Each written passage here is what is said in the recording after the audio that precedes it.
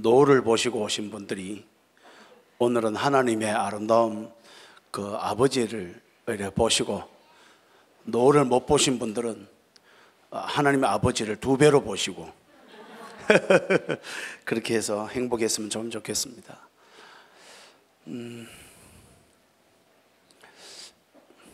함 따라 합시다. 교사 아버지의 잔치로 춤추다. 여러분, 제가 정말 안타까운 것은요, 기독교인들을 상담할 때 제가 상담 전체에 평균 하루에 한 건이거든요. 그 중에 일주일에 한 건이 자살이고요, 이틀에 한 건이 이혼이에요. 그러다 온갖 정신질환은 천지고, 한 사람이 기본적으로 정신질환이 3개 정도씩 있어요. 요즘 제가 하는 상담들은 전부 다 엄청나구나. 70%가 위기 상담, 자살 아니면 이혼, 주로 이런 위기 상담들이 요새 주를 이루면서, 어떤 한 사람은 한 사람이 중독이 5가지 있는 분도 최근에 또 있었습니다. 결국 중독은 상담으로 되지 않습니다. 입원 치료를 해야 되고요. 엄밀히 말하면 제가 하는 상담의 약 90%는 상담 아닙니다. 저는 이미 치료를 하고 있구나 하는 생각을 개인적으로 굉장히 많이 합니다. 왜냐? 상담 이론에 맞은 적이 없었기 때문에. 예. 그러면서 기독교인들을 상담할 때 제일 고통스러운 게 하나 있습니다. 약 95%가 같아요. 하나님에 대한 신관 왜곡이 되어 있어요. 근데 여기 여러분도 자유롭지 않을 가능성이 높아요. 신관 왜곡이 조금 덜 됐었다, 이게 정확하지 않을까. 이 개인적인 신관 왜곡이 안 된 사람들의 특징은 예배를 드리고 나면 온 가슴이 벅차야 돼요. 왜냐하면 예배는 신랑 하나님을 만나서 십자가로 정결케 되고 새 세마포옷을 입은 신부가 레드카펫이 십자가 보혈을 지나서 하나님을 만나는 게 실제 예배하기예요. 예배론이에요.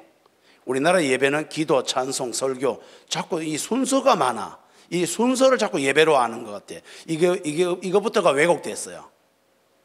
여러분, 순서 중에 한두 개 빠져도 전혀 예배에 지장이 없어요. 근데 빠지면 안 되는 게 하나 있어요. 하나님의 임재입니다. 임재. 그리고 십자가 보혈로 내가 정결케 돼서 성령을 받는 것이 사라지면 예배는 아닙니다. 그런데 그렇게 예배의 그 방법이 중요해진 게 종교 중독입니다. 예배의 방법이 중요하면 중요할수록 이단들에게 가면 이단들이 예배의 방법을 굉장히 중요하게 여깁니다.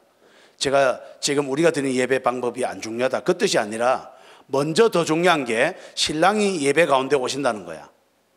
신부가 우리가 성령으로 예수님을 만난다는 거야. 그래가지고 하나님 나라 잔치를 하는 게 누가복음 전체입니다. 그런데 우리가 예배 드리는 모습은 신부가 신랑을 만났을 때 그 감동이, 여러분 어떠세요? 결혼식 할 때 신랑 신부 얼굴이, 제가 흉내를 좀 낼게요.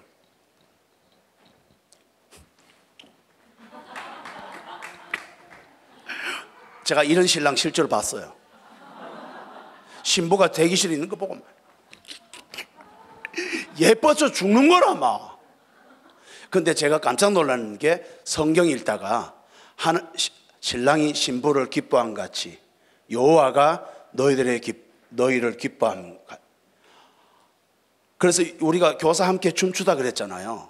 이제 슬슬 본질을 건지려고 그래. 제가 우리가 춤추는 거 아니에요. 하나님이 이미 우리를 만날 때 그렇게 춤을 추고 계시더라고요. 그래서 우리가 춤추는 거 아니에요. 우리는 춤출 이유가 없어요. 사실은 춤출 능력도 없고. 그래서 예배가 다 왜곡됐구나. 근데 예배의 왜곡에는요, 신간 왜곡이 지장 엄청납니다. 그 간증이, 대체적으로 우리나라 간증이 제가 볼 때는 10번 중에 한 9개는 신간 왜곡이 된 간증을 하고 있더라고요.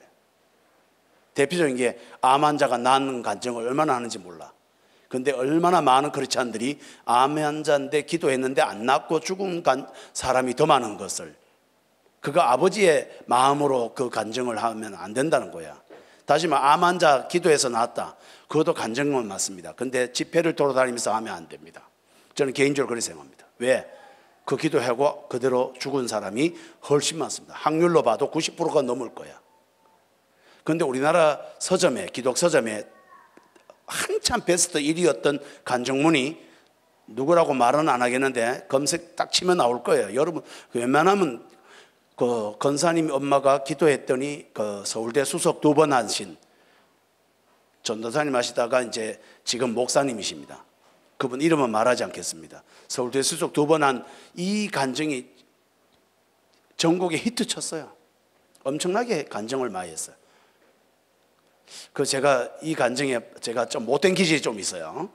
스님 또는 뭐 이단 사이비 중에 서울대에 간 사람 있을까 없을까? 그럼 뭐고 이게? 간증을 서울대 간 걸로 수석한 거? 이거 공부 열심히 하면 되는 겁니다. 그게 하나님 나라와 직접적이지 않다고요. 극소수는 서울대 수석에서 하나님 나라가 있을 수도 있어. 근데 그게 일반인들에게 몇 명이냐? 여기도 수석 안 했잖아. 뭐 은혜가 없었어요. 그죠? 뭐 이런 간증이 있노 이게. 그래서 간증이 상당히 위험하구나.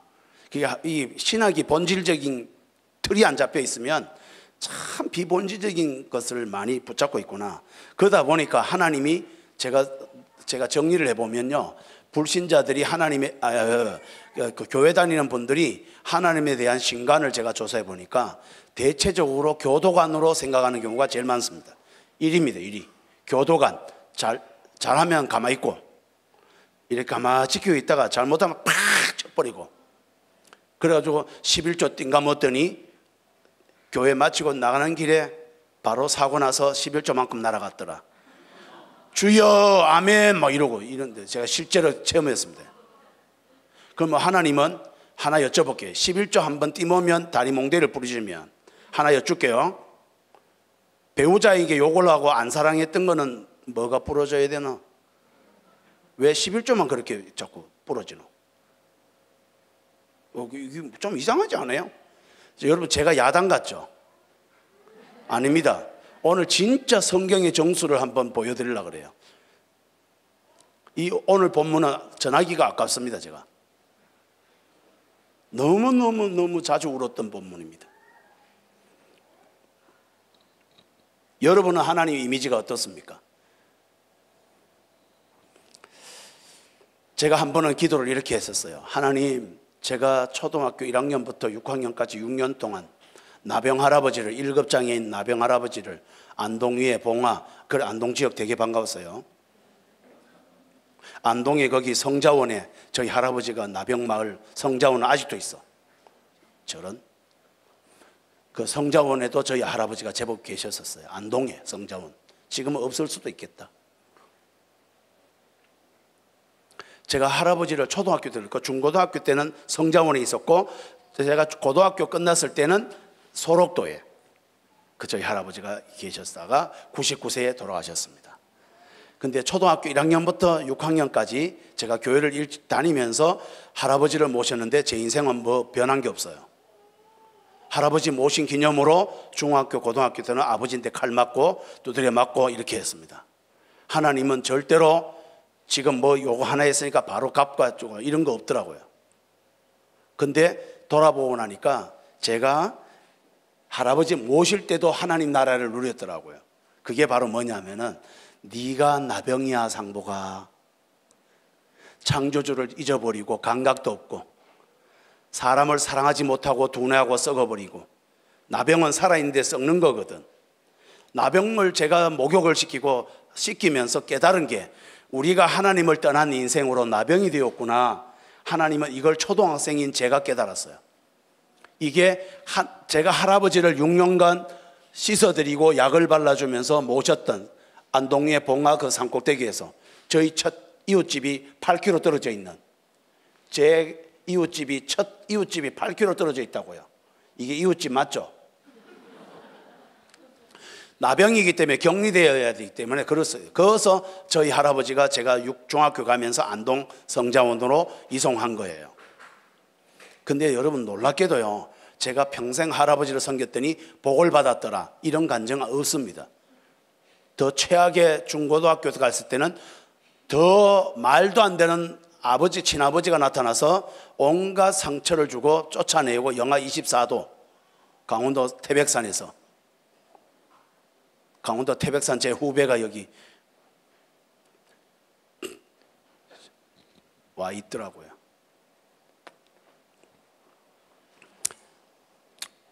인천 쪽에 있는, 아직 누군지 모르죠. 최모 있어요. 여기 와 있는 사람 중에.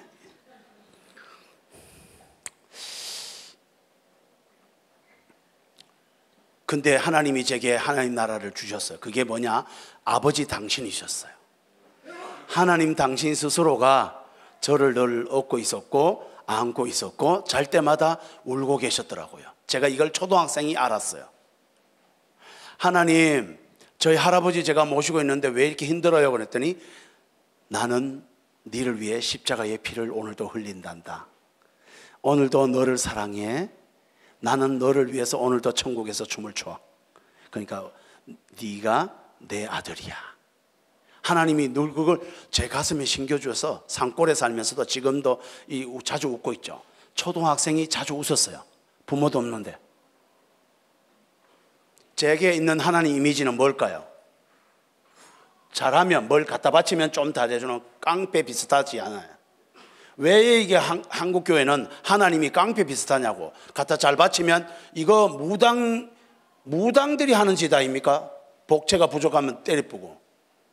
우리 하나님이 왜 무당급이냐고요. 아니더라고요. 제 평생이. 하나님은요 복을 주시는 분이 아닙니다. 엄밀히 말하면 하나님 당신을 다 줘봅니다.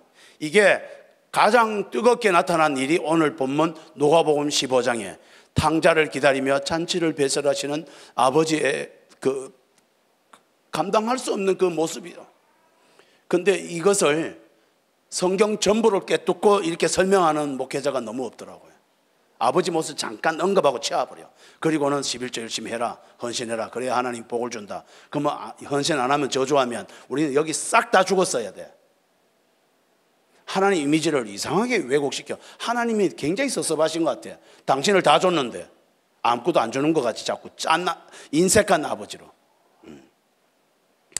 저는 할아버지 모셔서 복을 받았습니다. 실제로 엄밀히 정리하면 더 정확한 복은 하나님 당신 자체가 저랑 평생 뜨겁게 살아가신 그것이 하나님 나라였어요. 와, 그게 제가 더 이상 그래서 복을 주세요 이런 기도를 안 합니다. 더 이상 받을 복이 없다는 것을 알기 때문에. 그 뒤에 받는 모든 어려움은 그냥 아무것도 아니더라고요. 2차로 저희 아버지를 제가 늘 사랑했습니다. 중학교 2학년 때는 머리에 식칼을 반쯤 꽂혀가지고 제 방에 피가 다 덮였습니다. 그런데 그때도 저희 하나님은 네가 아버지를 참았으니 앞으로 복을 많이 줄게 이런 적 없어요. 간증은 늘 그렇잖아요. 그랬더니 아버지가 회개해가지고 천사가 돼가지고 갑자기 좋아졌더라. 간증은 이래야 멋있죠. 제 인생은 그런 일이 없어요. 저희 아버지 돌아가시는 70살까지 저를 학대하셨습니다. 아버지가 개가천선 잘 안 하시더라고. 정신과 질환이 10몇 개가 되시는 저희 아버지. 한 2개 정도는 약간 덜해지는 건 있어. 근데 거의 안 변했어요. 근데 중요한 건 71세 때 돌아가시면서 예수를 영접하셨습니다. 마지막 부끄러운 구원이라도 하나님이 그것은 저를 위로하신 마지막이었던 것 같고요. 저희 아버지와 핍박받고 산 세월에 하나님이 제게 주신 복이 하나 있어요. 그것은 이거였어요. 상복아, 내가 네 아버지야. 네 아버지 때문에 네가 상처받았지? 네 아버지도 불쌍한 성도란다. 네가 돌보는 양이야. 그러니까 아버지를 아버지로 대하지 말고 그냥 한자로 대하면서 불쌍히 여겨라. 네 힘든 거는 밤새도록 맨날 내가 안아줄게. 그래서 제가 칼 맞은 날 특히 저희 아버지를 딱 보는데 하나님이 저희 아버지를 안고 있는 거야.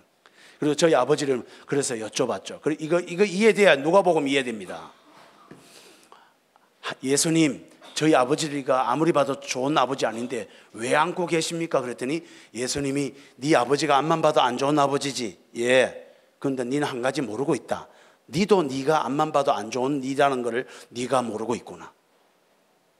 너는 왜 아버지보다 괜찮을 거라고 생각해? 너도 내가 십자가에서 죽어서 피가 온 산천에 덮어야 네 죄가 겨우 용서된 거야. 그러니까 네가 아버지보다 낫다는 생각은 하지 않았으면 좋겠어. 예수님 이렇게 하시는 거예요. 그리고 제 분노가 많이 사그러졌어요. 아버지가 이쁘진 않지만 아버지에 대한 분노는 없어요. 왜? 분노도 잘난 사람이 못난 사람에게 하는 거니까. 저는 아버지와 내가 급이 같다는 걸 알게 됐어요.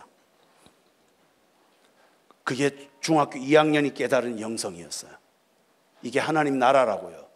그리고 나서 저희 아버지는 보니까 제가 새벽 기도를 늘 하고 있었거든요. 예수님 아니면 답이 없어서 중학생이 새벽 기도를 하면서 하나님 왜 제 인생이 이렇습니까? 깨닫게 해주세요. 그러니까 늘 하나님이 그렇게 하셨어요. 그러면서 하나님이 제게 응답을 하나 하셨어요. 그게 뭔지 아십니까? 중학교 1학년부터 고3 때까지 강원도 정선군 사북읍 고안 남부교회, 지금은 없어졌다더라고요. 그 교회에서 제가 세례를 받았는데 그 교회가 어른이 한 8, 90명 그 정도 되는 교회였는데 지금 같으면 담임 목사가 있겠지만 그 당시에는 담임 전도사님이셨어.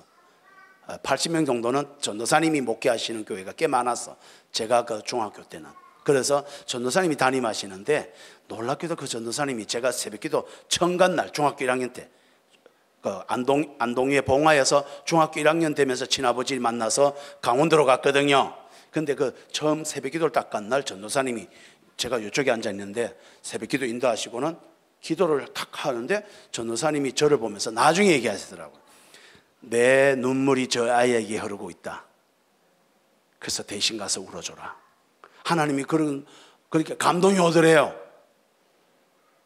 그리고 그 전도사님이 쫓아내려와서 기도 중에 통성 기도하는데 쫓아내려와서 죄를 보고 빡빡 머리 깎고 막 중학교 1학년 옛날 기가 막히잖아요. 도포자록 비슷하게 3년 입어야 되니까 옷이 엄청 길고 막 이렇게 진짜 옛날 중학교 1학년 불쌍했어요. 사람이 아니라고 저는 생각해요. 머리를 제가 깎았어요. 바리깡으로 이렇게.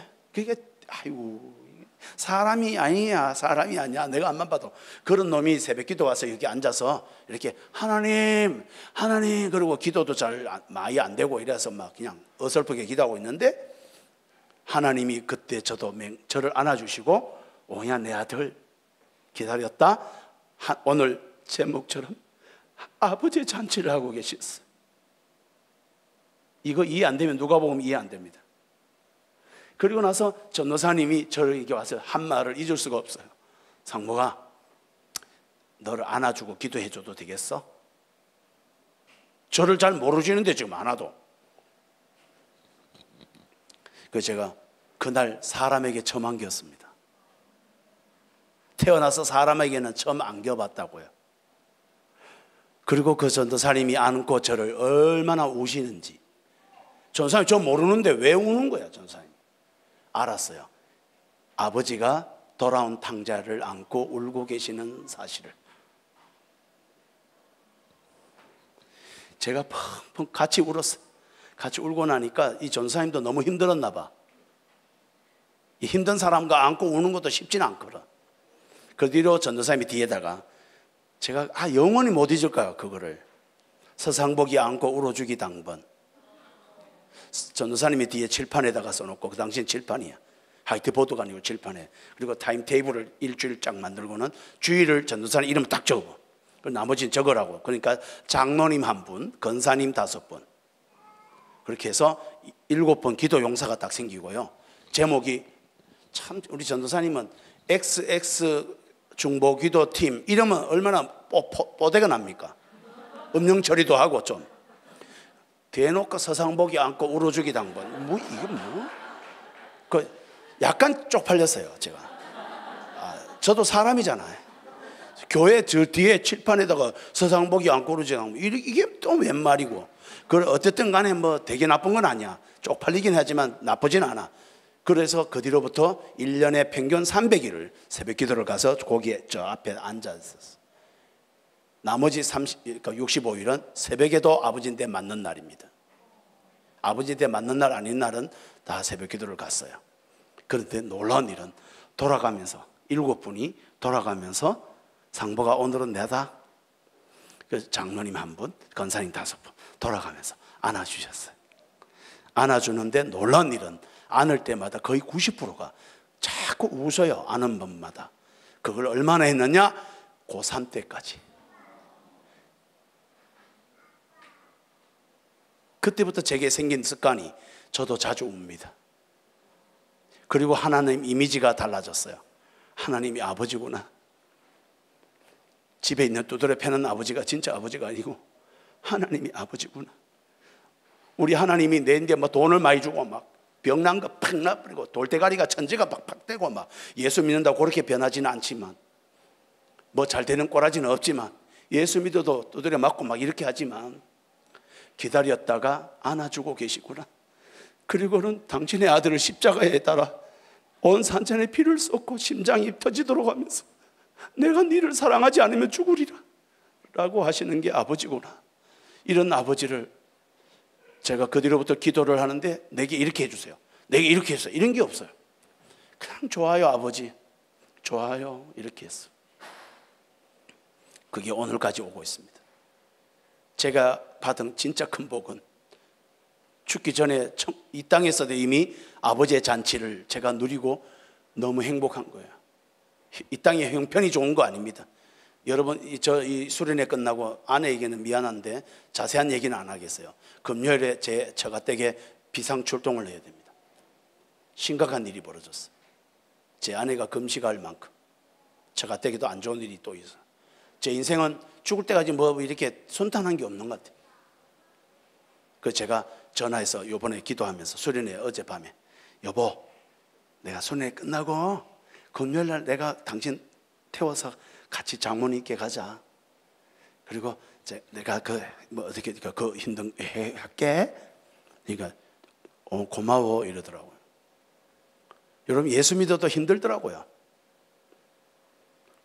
간증을 그렇게 가볍게 그렇게 저는 약간 아유 진짜 뭘 기도하면 탁탁 되던가요? 아닙니다. 저는 지금도 잘 되는 거는 많이 없어요. 뭘 그렇게 사기를 치고 있는지 모르겠어. 제 아들 임용고시 3번 떨어지고요, 4번째 작년 겨울에 붙었어요. 3번 떨어지는 게 좋은 거 아세요? 기가 막힙니다. 저희 집사람 피가 다 말랐어요. 그것도 중동 음악교사. 이번 수련회 올 뻔했어요. 초임이라 가지고 저기 교육청에 연수 받으러 간다 그래가지고 아빠 설교가 아니고 TCF 전체 수련회라도 한번 가볼게. 아들이 올 뻔했어요. 여러분, 저는 제 인생이 뭐가 잘 풀리지는 않아요. 근데 한 가지는 틀림없어요. 어떤 어려움이 와도 그게 그렇게 저를 서글프게 하지 않더라고요. 왜? 아버지가 저를 십자가에 예수님을 보내서 하나님 나라 통으로 다 주셨더라고요. 그래서 너무 받은 게 커서 1000번을 울어도 감당할 수가 없었어. 그런데 제가 목회자들이나 크리스찬들 상담하면 하나님을 왜 그렇게 이상하게 생각하는지 모르겠어요. 그게 오늘 누가복음 이야기입니다. 누가복음을 제대로 알고 계십니까? 주여, 이 얘기를 하고 싶어요. 선생님들이니까. 제가 현재 교사로 있을 때 아빠는 가출했고 엄마는 돈 벌 길이 없어서 술집 다방에, 옛날에는 술집하고 다방하고 같이 하는 데가 많아요. 다방인데 술도 팔아. 그런 이상한 다방이 옛날에 지하에 특히, 그래서 지금 카페 문화가 된 건 너무 좋아. 카페 문화 너무 좋아. 근데 옛날에는 술집 다방 이런 게 많았어. 근데 다방이 아니야. 이상한 곳이었고 막 그랬어요. 다 방이야 그냥. 자, 어쨌든 지하방에 엄마가, 그러니까 남편이 가출해버리고, 그러니까 아를 책임지면서 얘가 5학년, 제가 5학년 담임 때였어요. 그렇게 이 친구가 부반장이었는데 똑똑한 친구인데 어느 날 학교를 안 온 거야. 그래서 왜 안 오는가 전화 물어봤더니 엄마가 가출했대. 아버지도 가출해가지고, 근데 엄마가 다방 다니면서 이렇게 겨우 먹고 살았는데 엄마가 가출해버렸대. 그래서 엄마 찾아다닌대. 그래서 내가 야야 그러면 내가 퇴근하고 늘 같이 좀 돌아다니자. 그러니까 내 말을 안 듣고 지가 먼저 또 가버렸어. 그래서 못 만났어요. 그래서 저 혼자 지하 다방을 계속 이놈이 어딜 갔노? 그게 계속 찾아다녔어. 5학년 여자아이가 다방을 맨날 가면서 엄마를 찾는 그 모습이 감당이 안 되는 거예요. 그래서 제가 계속 다방을 동네 시내를 가방을 뒤졌습니다. 그러다가 이틀째 뒤졌는 날 어느 한 다방에 폐업한 다방에 바닥에서 구석에서 이틀을 굶은 채 걔가 구석에 앉아서 계속 울고 있는 거예요. 며칠을 계속. 엄마가 거기 있다가 마지막 사라진 거예요.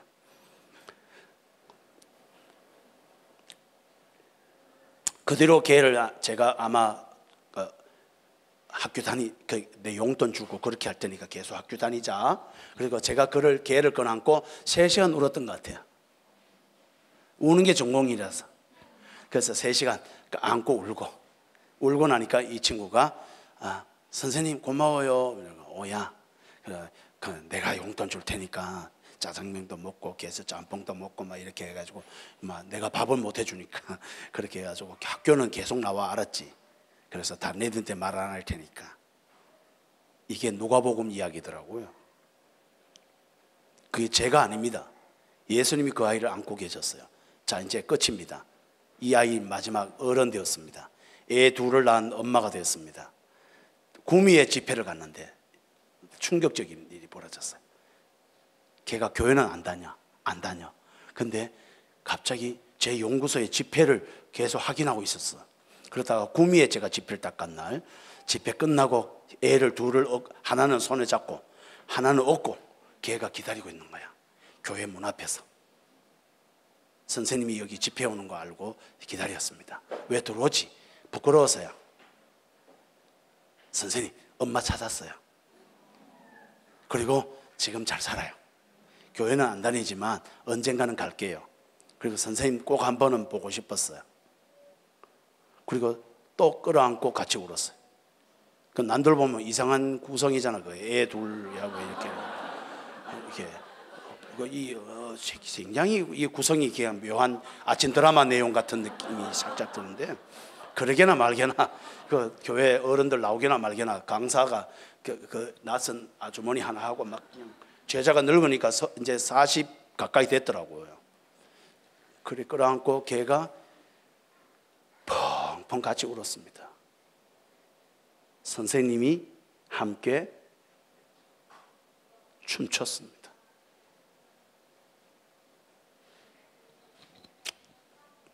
제가 누가복음 전체를 읽다가 충격적인 것은 누가복음 주제가 이런 자를 찾아 하나님 나라 잔치를 열어주는 이야기더라고요. 그래서 사랑하는 여러분, 오늘 본문은 누가복음 15장 32절에 이 내 동생은 죽었다가 다시 살아났으며 내가 잃었다가 얻었기로 우리가 즐거워하고 기뻐하는 것이 마땅하다. 이 교회가 해야 될 일이 이런 일이 아닐까 싶어요.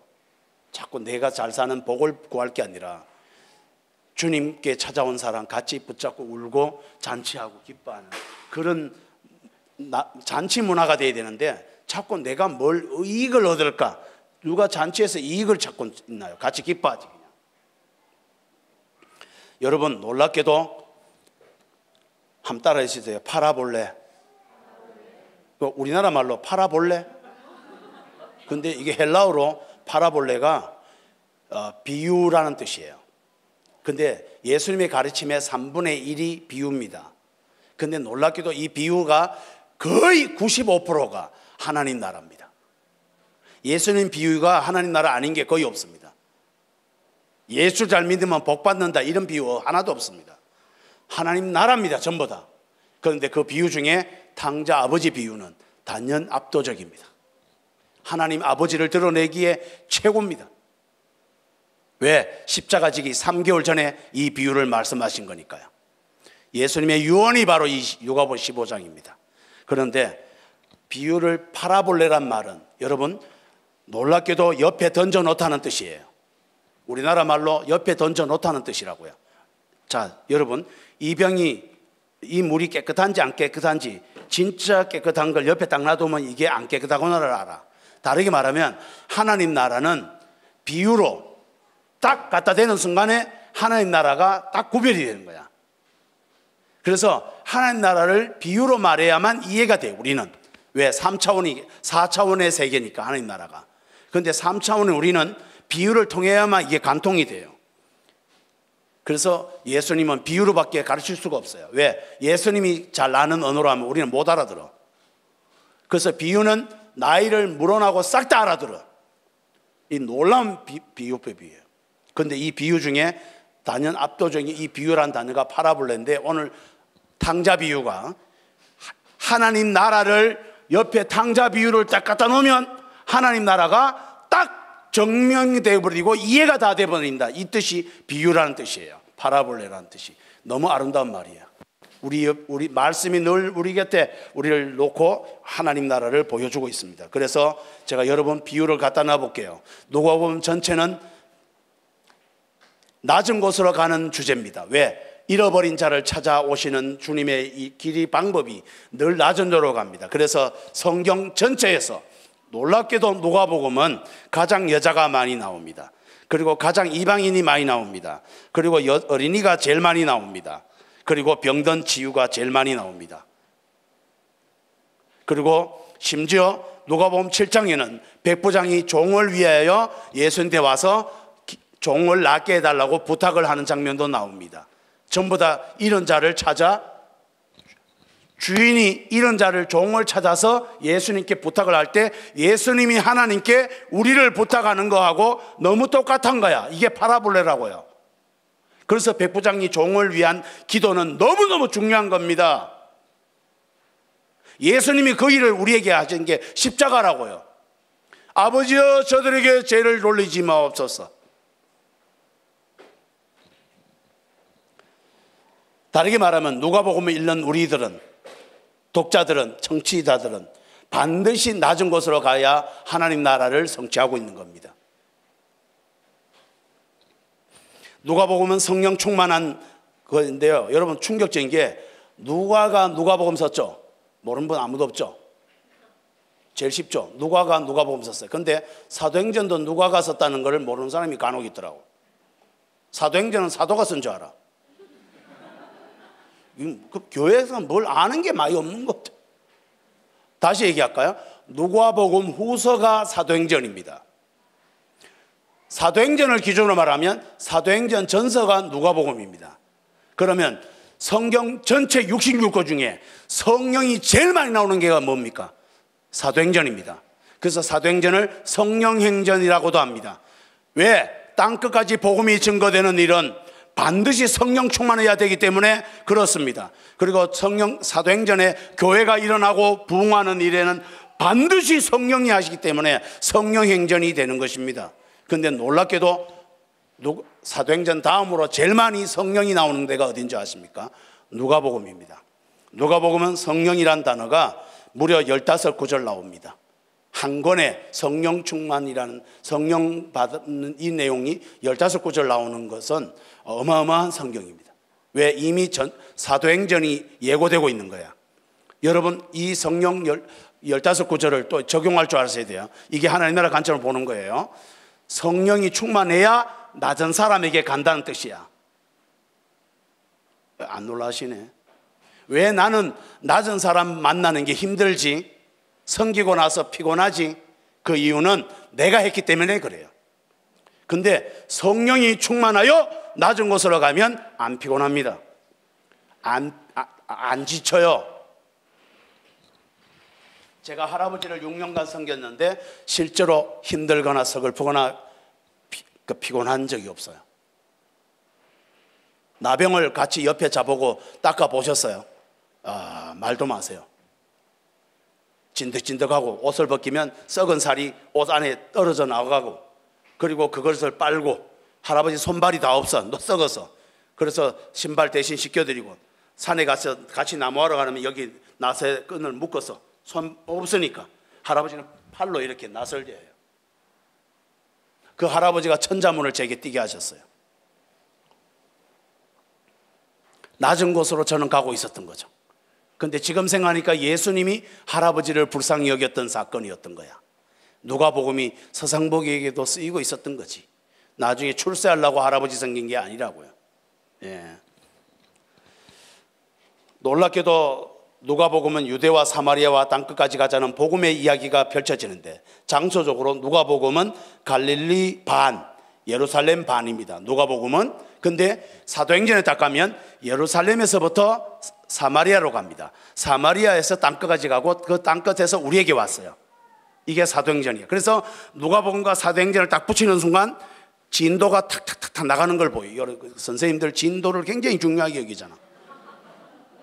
사도행전의 완성은, 아니, 사도행전을 이해하려면 누가복음을 봐야 되고, 누가복음의 결론은 사도행전에서 끝나요.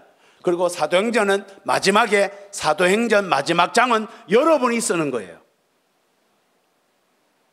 제가 한 말인데 멋있지 않아요?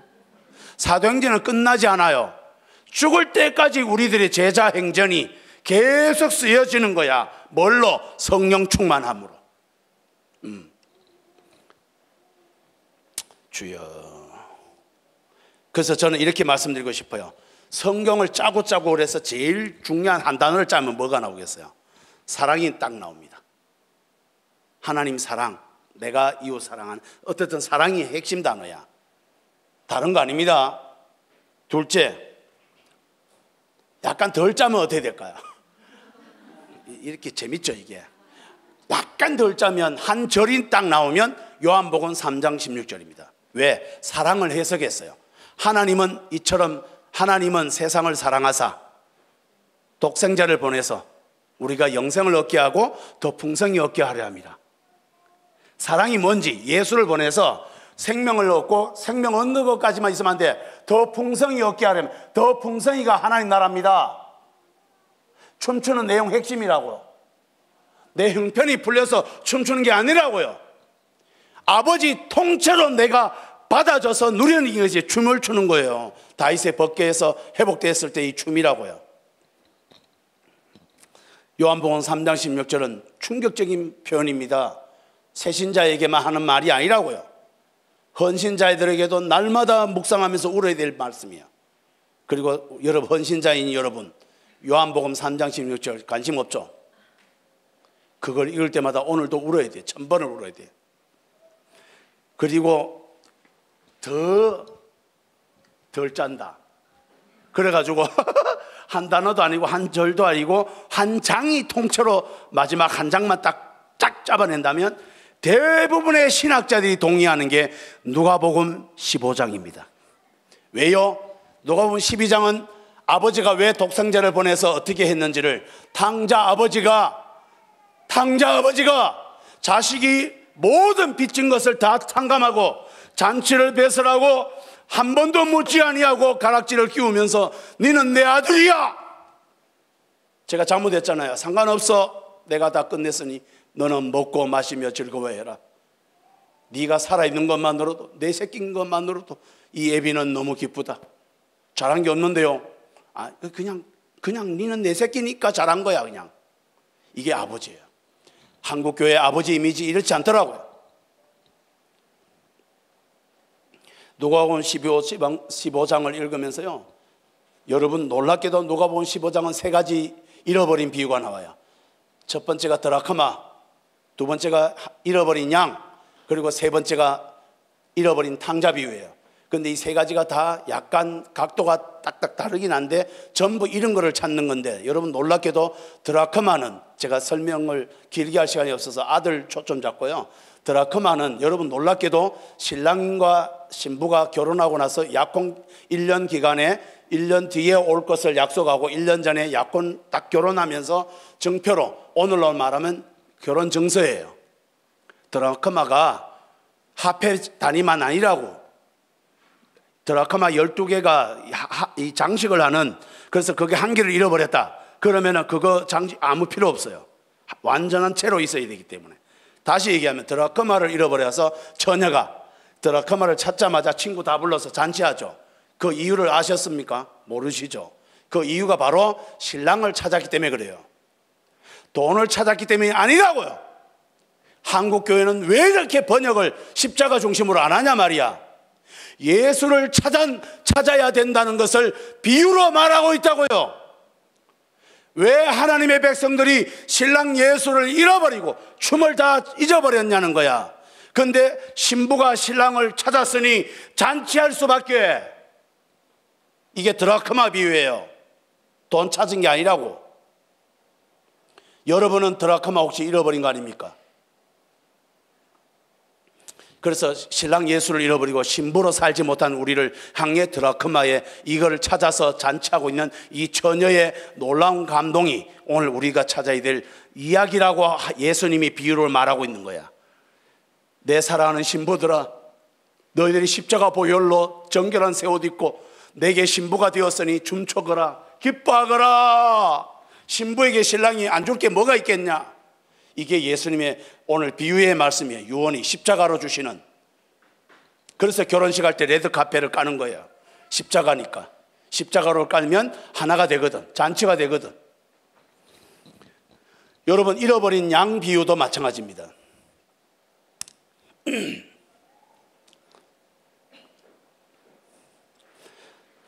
오늘 두 번째 대지인데요.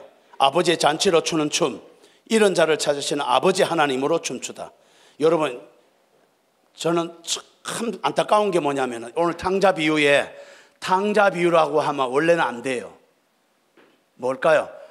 탕자 비유에 보면 오늘 구성을 보면 첫째 아들과 아버지가 나오죠. 그리고 둘째 아들과 아버지가 또 나와요. 아들은 한 번씩만 나오죠. 근데 아버지는 둘 다 나오죠. 누가복음에 누가가 뭘 중요하게 여기고 있어요 지금? 아들 아닙니다. 이 땅에 하늘 보자 버리고 내려오시는 아버지를 설명하고 있다고요. 십자가 지기 3달 전에 이 아버지 만나라. 이 아버지를 한국교회가 잃어버렸다고요. 11조 안 하면 두드려 패는 아버지. 뭐 그런 아버지가 있어요. 왜 그런 아버지를 믿냐고요? 그러면 안 돼.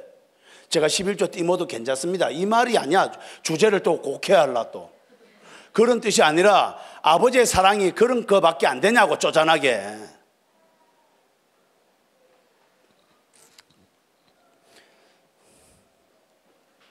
하나만 여쭙고 싶습니다. 제가 중학교 3학년 때인가 2학년 때인가 곧 나이고는 헷갈리는데 1, 2년 차이인데 어쨌든 한 번은 이런 간증을 하고 싶습니다. 간증은 이런 겁니다, 여러분. 기적이 일어난 걸 말하는 게 아니라고. 제가 한 번은 전도사님이 설교하면서 여러분, 하나님은 아버지입니다. 아빠입니다. 진짜 아빠가 하나님이십니다. 이러는 거야. 그래서 저는 속으로 아니다. 하나님이 아버지는 아니다. 우리 집에 되게 안 좋은 아버지가 있는데 아이씨, 아버지, 그만, 이게 은혜가 안 된다. 와, 진짜. 어떻게 하나님이 아버지랑 비슷하나? 우리 아버지, 어우, 힘든데. 그래서 하나님이 아빠라고 기도하세요. 그러니까 제가 안 되는 거예요, 그게. 제가 이거 안 되는 분 꽤 많이 봤어요, 한국에. 이걸 분노적 동일시라 그래요. 아버지에 대한 분노가 하나님에게도 동일시 되어서 하나님께 기도해도 기쁘지 않는. 제가 중학교 때 저게 일부 있더라고. 그래서 제가 어떻게 하지? 하나님 아버지, 계속 아버지라 그랬어. 그래도 썩 좋지는 않는데 하나님 아빠, 이거는 차마 못하겠어. 아빠, 이거는 안 되는데 전도사님이 하래. 그래가지고 그때부터 일주일 동안 다른 기도 한 개도 안 하고요. 중학교 때도 기도를 제법 했어요. 근데 하나도 안 하고 하나님 아버지, 아빠라 계속 안 하고 하나님 아버지 자꾸 이랬어요. 그래도 은혜가 크게 안 되더라고. 그리고 한 3, 4일 지났어. 근데 갑자기 가슴에서 막 폭포수 같은 은혜가 부어지면서 하나님 아빠, 이게 되더라. 하나님 아빠, 내 육신의 아버지와 별개구나. 하나님 아빠, 깨달음이 오기 시작했어.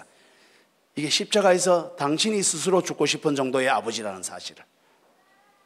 그리고 나서 제가 하나님 아빠, 이 기도를 일주일 더 했어요. 다른 말 한 개도 안 하고 하나님 아빠 그러면서 1000번을 울어도 그 1000번을 아마 운 것 같아. 제가 좋기는. 낮에도 울고 밤에도 울고 막 계속 울었던 것 같아요. 하나님 아빠, 처음 찾아보는 하나님 아빠. 오늘 탕자 비유에 탕자가 주제가 아니라 십자가를 지시는 아버지가 주제입니다. 이 아버지를 찾아 설교를 많이 안 하더라고. 이번에 이 밤에 아버지를 찾았어야 돼요. 아버지를 찾아야 모두 경우가 다 다르기 때문에 잔치가 회복된단 말입니다. 왜? 아버지는 누구에게나 아버지이기 때문에, 하나님께서는. 네. 불쌍히 여기셨다, 헬라어가 스플랑크니조입니다. 근데 스플랑크니조가 내장을 뜻합니다. 안에 장자를. 근데 내장 중에도 오장육부를 다 뜻하는데, 그러니까 스플랑크니조가 어떤 말이냐면은, 우리가 너무 불쌍해서 예수님을 이 땅에 십자가에 달리게 해서 창자가 다 터지도록 사랑을 하시는, 이게 아버지라는 사실이야. 그게 불쌍히 여겼다야. 누가복음은 불쌍히 여긴 게 주제야. 아버지가 불쌍히 여겼다는 거야. 놀라운 것은 첫째 아들도 둘째 아들도 아버지가 둘 다 불쌍히 여겼어요. 첫째 아들은 싫어한 거 아닙니다. 양은 왜 길을 잃을까요? 양의 비유에서도 한 가지 알아둘 게 있어요. 양은 방향 감각이 없어요. 그래서 아버지를 찾아야만, 양은 목자를 찾아야만 길을 갈 수 있어요. 양은 시력이 약해요. 엄청나게 눈이 나쁘대요. 어느 정도 나쁘냐면은, 제가 한번 볼게요. 양이 이렇게 풀 뜯다가 고기를 이렇게 한 번씩 들면 풀이 어디인지 까먹는데요. 그래서 목자가 그 앞에 가서 이렇게 찾아준대. 좀 전에 엎드려서 처먹어 놓고. 그래서 양의 IQ가 붕어랑 비슷하다 그래. 붕어는 계속 먹은 거 까먹은데. 그래서 먹이를 많이 줘서 배가 터져 죽어요. 그래서 그래서 애들이 먹이 주면 큰일 납니다. 다 죽습니다. 제가 교실에서 붕어 키우다가 다 죽였어요. 그래서 수족관에 가서 전문가에게 물어봤어요. 교실에서는 금붕어 키우면 안 됩니다 그러더라. 왜요? 그랬더니 바닥에 애들이 뛰어다니면 한번 쿵쾅거릴 때마다 붕어는 계속 스트레스 받아서, 첫째, 스트레스로 죽습니다. 아, 교실에서 잘못 알고 키웠구나. 둘째, 애들은 딱 칩니다. 그러면 막 이러면 이게 재미있어가지고 계속 치는 거야. 제정신이 아닌 거야. 그 다음에 세 번째, 이게 최악이래요.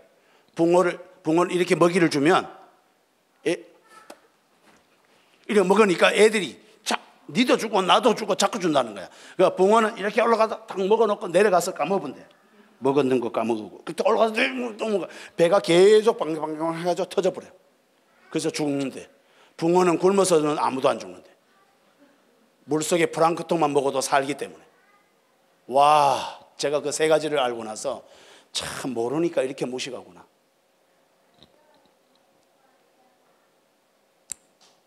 양이 그렇다고요. 그러면 양은 뭐가 필요할까요? 목자가 없으면 끝납니다. 우리 인생이 왜 이렇게 고달프냐 하면은, 환경이 어렵거나 어려운 일이 있어서나 가난해서나 남편이 안 좋게 하거나 아내가 뭐 안 좋아, 저희 아버지가 안 좋아서, 아닙니다. 다 아닙니다.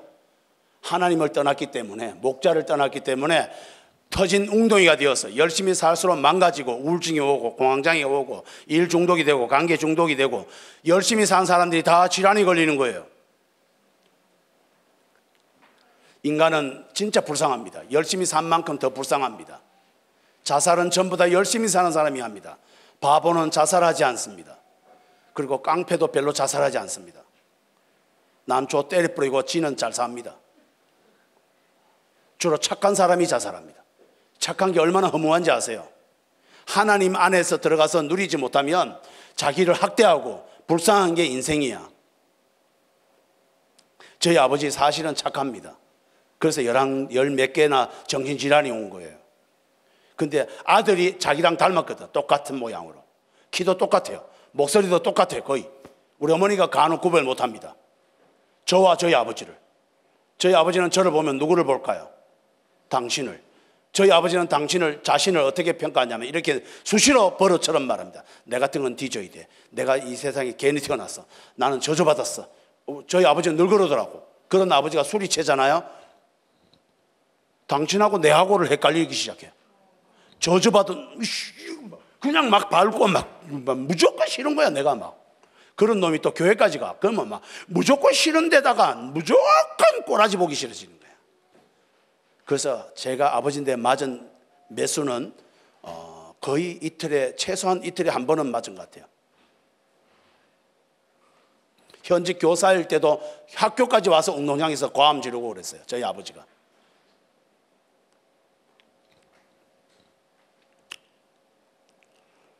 그래도 아버지는 철들지 않았어요. 돌아가실 때까지 사과 한 번 하지 않았어요. 그런데 중요한 게 하나 있어요. 아버지가 안 미워요. 왜? 하나님의 아버지가 너무 컸어. 그래서 1000번을 울어도 저 찬양은 제가 빨리 작사했어야 되는데 놓쳤어. 딱 내 건데. 왜? 제가 1000번을 울기 때문에. 기본적으로 한 달에 1000번 정도 될 것 같아요.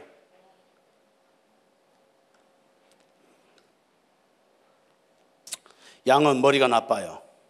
얼마나 머리가 나쁜지 몰라요. 그리고 자기를 보호 못합니다. 목자가 있어야만 보호가 됩니다. 늑대도 이기지 못합니다. 어떤 것도 이기지, 뿔도 없고 달리지도 못하고 힘도 없고 양보다 자기를 못 지키는 짐승은 아무도 없을 거예요. 양은 성질이 좋지 않아요. 여러분, 순한 양 같다 그런 거는 틀린 말입니다. 양은 엄청나게 성질이 고약하대요. 누구를 닮았지 않나요? 지금까지 양 얘기하니까 여러분 되게 웃긴다 양 그랬는데 제가 여러분 놀라운 말씀을 드릴게요. 여러분이 양하고 닮았지 않나? 말씀 묵상 해야 되는 거 알죠? 바로 안 하잖아. IQ가 얼마일 것 같아? 아이고, 양입니다. 여러분 부부가 뭘로 싸운다고요? 우리 대한민국 조국을 어떤 식으로 발전시킬까요? 이런 의견은 어떨까요? 난 당신과 의견이 달라요. 이런 걸로 싸우세요? 딱 그런 걸로 싸우면 애국자이나 하지. 우리는 하나님 보시기에요. 각기 제 길로 갔거늘. 에이고, 좀 괜찮은 양이십니까 여러분? 아이고, 저는 저희 아버지 그래서 정죄하지 않아요. 아버지를 사랑하지는 못해. 근데 미워하지는 않았어요. 최소한 아버지 사랑은 안 되더라고. 맨날 두드려 패니까 사랑은 곤란하더라고. 근데 미워 안 하니까 하나님이 그걸 됐다마 네 수준에서는 그게 사랑이야 이렇게 하시더라고요. 한번 따라서요. 소메르. 예, 이 정도는 알아두시면 좋겠습니다. 제가 소메르 하다가 얼마나 오르는지 몰라요.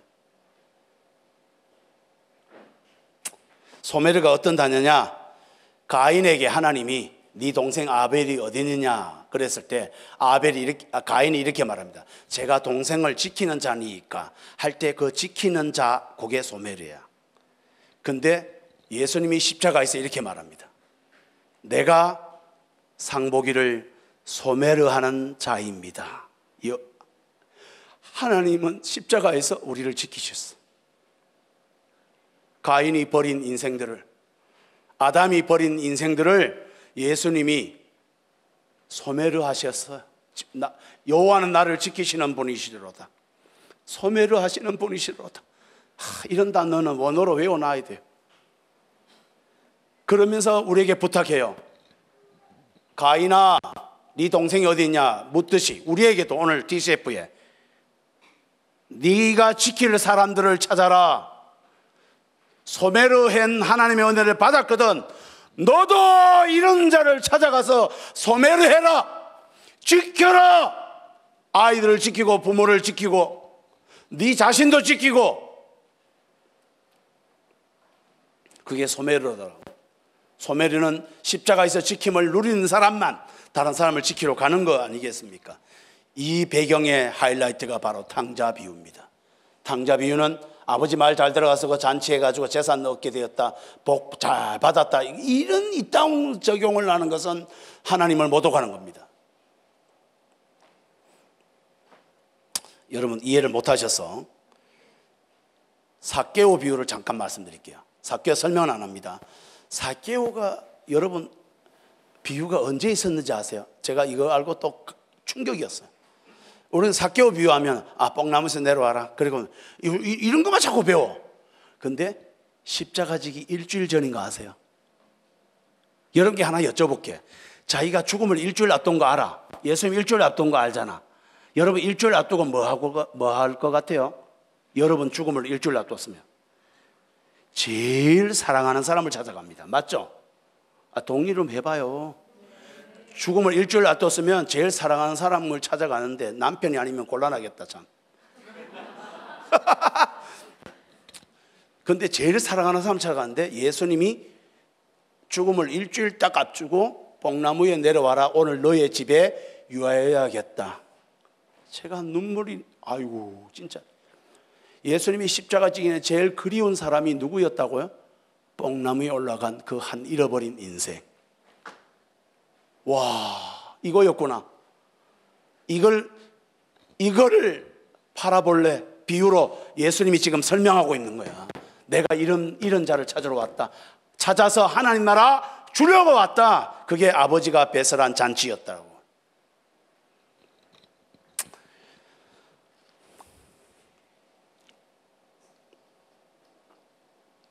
베다니 얘기를 잠깐 하겠습니다. 베다니는 신약에 11번 나옵니다.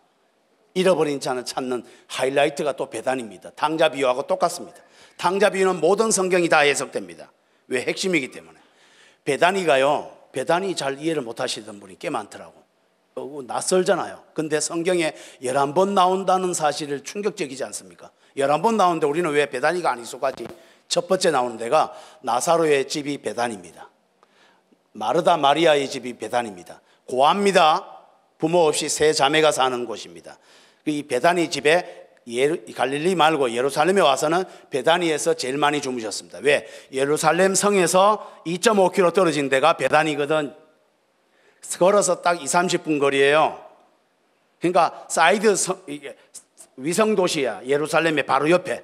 그래서 예수님이 예루살렘에 오면 베다니에서 제일 많이 주무셔요. 근데 누구 집에? 나사로의 집에.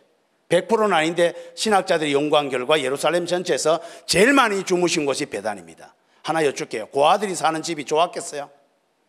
또 베다니는 어떤 마을이냐면 나병을 치료한 데가 제일 많은 곳이 베다니입니다. 뭐를 제일 많이 치료했다고요? 나병을. 나한 자가, 저희 할아버지가 나한 자 아닙니까?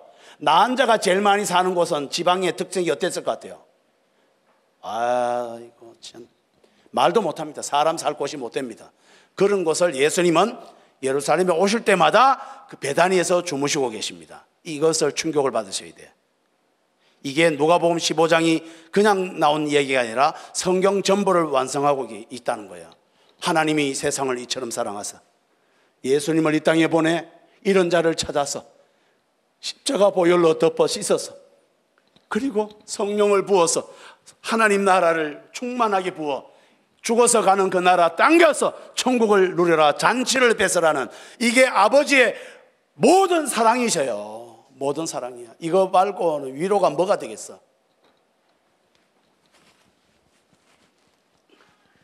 아직 베다니는 서론에 지나지 않습니다. 11번 나온다니까. 또 베다니가 언제 나오느냐? 놀랍게도 베다니 마을에 마리아가 향유 옥합을 깨뜨리고 예수님의 발을 닦았던 곳이 베다니입니다. 또 베다니는 예수님이 유월절 때 새끼 나귀를 타고 유월절 고난주간에 입성을 시작하는 그 시간에 새끼 나귀 탄 곳이 베다니입니다. 왜냐하면 베다니 옆 마을 벳박에 이렇게 말했거든. 새끼 나귀가 베다니 옆이라고. 그러면 베다니랑 같은 급이라고. 그 베다니 벳박에도 무슨 일이 벌어졌을 것 같아요? 불쌍한 사람들이 많이 사는데 아마 죽은 자가 살았든지 나병이 치유됐든지 그런 집 중에 하나일 가능성이 높대요. 그러니까 주인이 나귀를 쓰겠다 해라 그랬을 때 그 집은 뭐든지 싹 다 예수님께 주고 줘도 안 아까운 거야. 그래서 무례하지 않아요 예수님이. 여러분 이게 더 지금 아직도 가슴에 더 필요한 게 뭐가 있으세요? 이 베다니 은혜를 자꾸 느끼면서 여러분은 베다니 은혜가 안 왔나요? 더 놀라운 것은 이게 베다니의 끝이 아닙니다. 진짜 충격적인 사건이 그 다음부터입니다. 예수님 고난주간 기억하죠? 고난주간 중에 주일, 종료주일에 들어가고 월, 화, 수 4일이죠. 종료주일부터 해서 목요일로 잡히잖아요. 그러면 주일, 월, 화, 수 안 잡힌 이 4일 예수님의 고난주간에 그 하신 일들 중에 충격적인 단어가 있습니다. 성경에 이게 나머지 한 베다니만 빼고 다 나옵니다. 여기 10개까지가.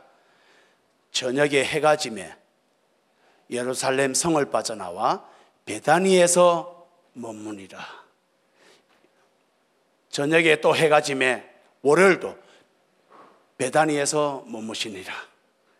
저녁에 또 해가 지매 베다니에서 머무시. 4일 동안 다 나와. 베다니에서 전부 다 주무셨다고요. 하나 여쭤볼게요. 여러분, 우리가 죽기 직전에 자고 싶은 곳이 어디야? 아무 생각이 없으세요? 왜 탕자 비유가 성경의 핵심 부분인지 아시겠어요? 예수님은요, 십자가를 바로 앞두고 잡히기 전까지 4일 내도록 예루살렘에 앉았어요. 훨씬 주무시기 좋을 텐데 벗어나서 베다니에 잃어버린 자들 마을에 들어가서 그들과 먹고 자고 마지막을 보내십니다. 여러분들 뭔 말 하고 싶냐면은, 제가 왜 이걸 때문에 감당이 안 됐냐면은, 서상복이 인생이 잃어버린 자더라고요. 누가 봐도 제 가족 얘기 진짜 비참한 거는 얘기 안 합니다. 여러분 들으면 충격을 받은 건 그 좀 뺀 거예요. 정말 사람 구실. 저희 돌아가신 삼촌이 저를 평가한 게 저주받은 놈. 이 세상에 조카가 저주받은 놈이다, 상복이가. 이렇게 말했을 만큼 제 인생은 삼촌 눈에 저주받은 놈, 이렇게 보였어. 세상에 저런 불쌍한 놈이 있나, 이렇게 본 거예요. 저는 인간 구실을 못할 사람입니다. 저는 배단의 인생입니다. 그런데 31년 동안 하나님 나라를 단 한 번 미워하지 아니하고 아내와 산 세월은 무엇인가? 첫째 아들과 둘째 아들이 아빠, 우리 죽어서 천국 가면 우리 집일 것 같아 라고 한 이 집의 가정에 하나님 나라가 임한 이 삶은 무엇인가? 이게 주님 내게 주셨던 배단의 은혜였어요.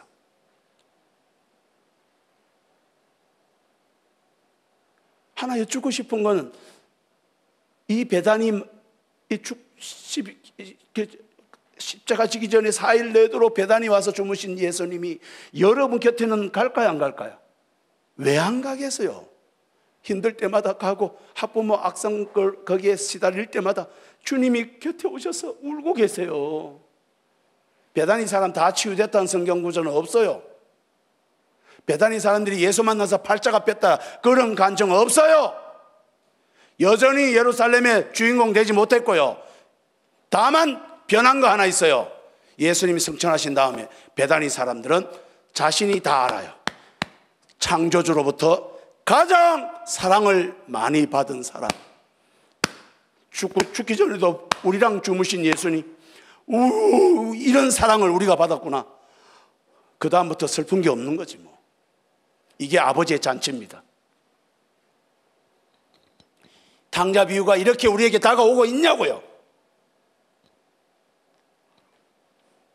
오늘 소리 지르지 않기로 했는데.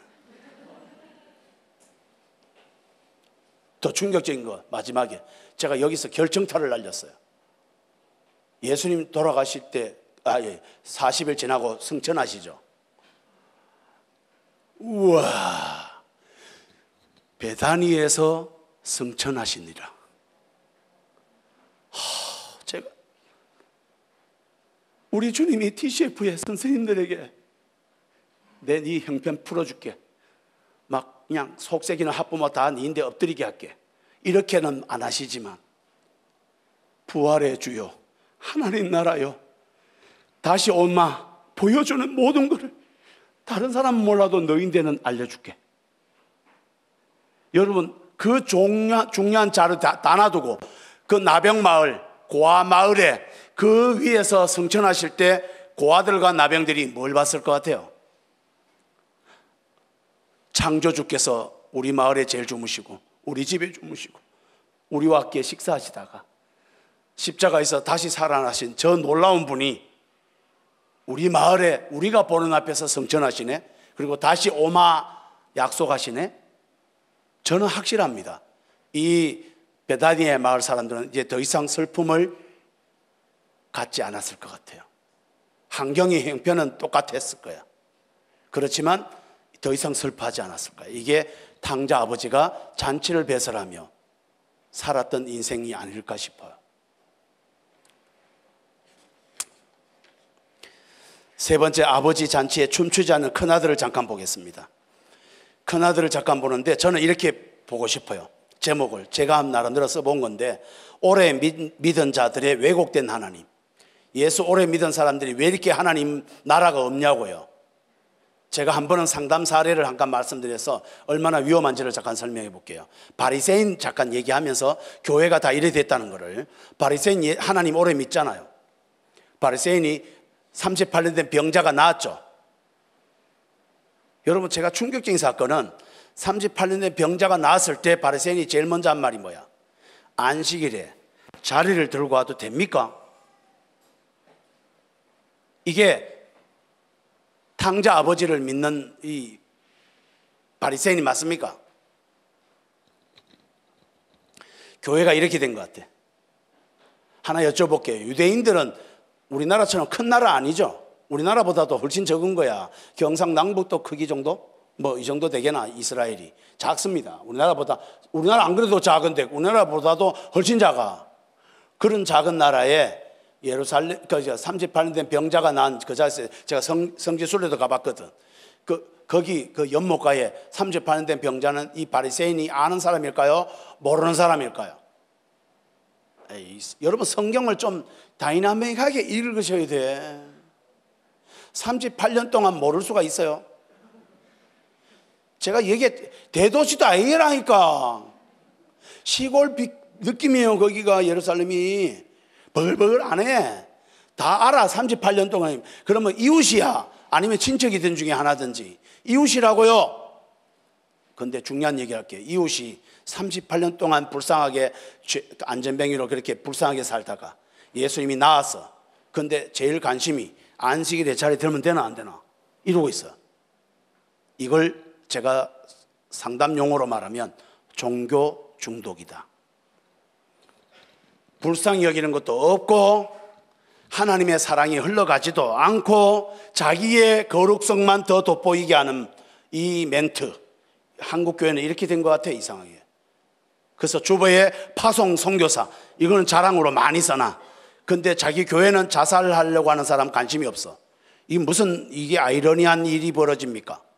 저는 자기 교회 자살하는 사람들에게 관심 없는 교회가 파송 선교사는 많이 보냈단 말은 나쁘다 좋다 보다 자기 자랑하려고 선교도 하고 있구나, 이 생각 전 들 수밖에 없어요. 가족이 죽어가는데 관심이 없는데 딴 나라 죽어가는 걸 관심 가져? 거짓말입니다. 다. 쉽게 말하면 자기 잘난 척 하려고 선교하고 앉아 있는 거지. 예. 교회는 썩었습니다. 전부 썩은 건 아니지만 대체로 제가 볼 때는 80%는 썩은 것 같아요. 다 이 첫째 아들처럼 아버지 집에 있는 게 반갑지 않아. 그리고 밖에 나가서 일하는데 재수 없어. 저 새끼 일도 안 하고 잔치하는 저 동생 놈의 새끼, 저 꼬라지 보기 싫어 죽겠어. 이게 또 누구 닮았지 않나요? 여러분, 딴 사람한테 찾지 말고, 제가 한국교회 자꾸 그래서 미안한데 여러분 아닙니까? 하나 도전해 볼게요. 최근에 여러분 때문에 가슴 아프게 멍든 사람이 회복된 거 뭐 있나요? 여러분이 이런 자를 찾아가서 같이 울어봤냐고요. 여러분 슬픈 것 때문에만 매여서 내 상처만 아파서 내 형편만 늘 제일 크고 다른 사람은 다 관심이 없어진 그 상태로 혹시 바리새인, 여러분 바리새인이 왜 안식일 논쟁을 했을까요? 예수님 잘 믿으려고 아닙니다. 하나님 잘 믿으려고 아닙니다. 예수님이 주인공 되는 꼬라지가 보기 싫었던 겁니다. 자기가 주인공이었는데 예수님이 오기 전까지는 다 사람들이 바리새인을 높이 평가했는데 예수님이 딱 오고 나니까 바리새인이 쪽팔리는 거야. 사랑도 안 하는 사람인 걸 표가 나는 거야. 그리고 악하다는 게 예수님 옆에 딱 갖다 놓으니까 잣대가 딱 온 거예요. 그래서 예수님이 캐논 아닙니까? 예수님이 딱 하는 행동이 정확한 표준이야. 바리새인은 진짜 예수가 싫었던 거지. 예수 없었으면 괜찮게 사는 뽀대가 나는데 예수만 딱 옆에 오면 죄인이거든. 악한 게 보여. 자기가 봐도 그걸 못 견디는 거야. 그래서 한국 교인들이, 특히 목회자나 중직들이, 장로님들과 목사님들이 대표적으로 충고를 제일 싫어합니다. 고집이 막 항소 고집이 다 돼가지고 충고를 제일 싫어하는 분들이 하나님 충고는 진짜 잘 듣고 있겠죠. 천만에 전부 다 첫째 아들이 다 돼가지고 타락했어요. 동생 오는 거 반갑지도 않고 하나님을 인색 한 번으로 알고 왜곡됐단 말이야. 하나님은 바깥에 나가 땡볕에 일해야 하나님은 내게 상을 줘. 그러니까 아버지가 첫째 아들을 부려먹고 그래야 밥을 주고 이런 아버지인 줄 알았던 거야. 그런 아버지가 일 안 하고 온 동생을 잔치를 차리니까 짜증난 거지. 우리의 속에 이 잘못된 이 이상한 증세. 저는 동성애를 지지하지 않습니다. 저도. 근데 동성애자는 사랑합니다. 한국교회는 동성애자를 비난합니다. 동성애를 반대하는 것까지는 좋아. 근데 동성애자는 사랑하는 걸 저는 본 적이 잘 없어요. 동성애자들이 교회에서 발각되면 웬만하면 다 쫓겨납니다. 하나만 여쭙고 싶어요. 동성애자를 쫓아내는 그 사람들은 동성애자보다 뭐가 거룩한데? 제가 지금 동성애를 지지하는 게 아니라고. 그게 예수님이 아니라니까. 예수님의 사랑이 교회가 다 첫째 아들의 정죄하는 탕자가 되어 있더라고요. 우리 속에 다 있어요, 그게. 그리고 아버지를 얼마나 사랑하지 않는지. 당신의 아들이 돌아오매, 동생이 왔을 때 형이 한 말입니다. 당신의 아들이 오매. 우리는 교회 오래 다니는 사람들이 대부분 하나님께 대한 역정을 많이 냅니다. 하나님이 살아계십니까? 어떻게 이럴 수가 있습니까? 이러면서 자기가 교회에서 중심이 안 되면 하나님은 왜 내게 복을 안 주냐고 막. 그럼 하나님이 복 주면 전부 다 교회에서 1등이 다 돼야 되는데 하나님도 참 스트레스가 되겠어. 그리고 동생이, 여러분 너무 놀란 것은 제가 성경을 연구한 이걸 다 얘기할 시간은 없어요. 동생이 여자와 놀아나매, 허랑방탕하고 여자와 놀아나, 이걸 어떻게 알았어요, 형이? 이 생각 아예 안 해봤지. 동생이 그렇게 한 거를 형이 어떻게 아냐고요. 지금 밭에 일하다가 금방 왔잖아. 동생이 이제 처음 보잖아. 저 바깥에서 먼지 된 걸 왜 아냐고요, 형이.